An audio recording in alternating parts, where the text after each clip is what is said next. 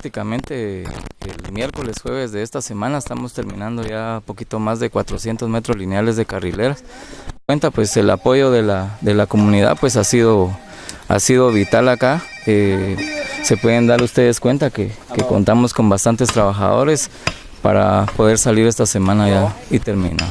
Muy importante contar con buen acceso a este lugar. Sí, claro, definitivamente ellos fue uno de los proyectos que más pelearon en la municipalidad, ya que como ustedes se pueden dar cuenta, la pendiente que tiene la entrada a este lugar pues es bastante pronunciada.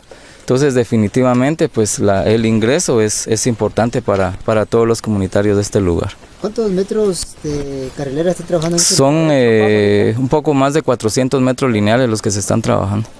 A partir de este momento pues ya el ingreso de vehículos va a ser prácticamente de una manera normal, ya no van a tener que estar sufriendo con el invierno o con los charcos que se formaban en este lugar.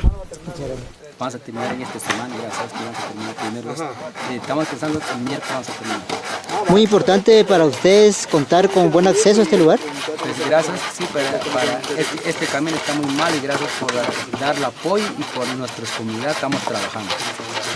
¿Cuál sería el mensaje para la gente de este sector? Pues gracias que ese es un bien para nosotros, que el camino se arregló, gracias que estamos luchando de tiempo, pero al fin que nos dieron ese apoyo, gracias, pedimos a Dios, ojalá que nos vamos y que nos apoyen siempre.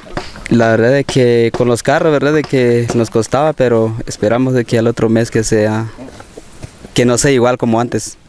¿Las carrileras van a mejorar el acceso a este sector? Cabal. Hoy toda la gente de la comunidad trabajando en conjunto con la municipalidad. Pues la verdad es que sí, ya que como lo vuelvo a repetir, de que el trabajo ya se está viendo y la gente ya está contenta con nosotros.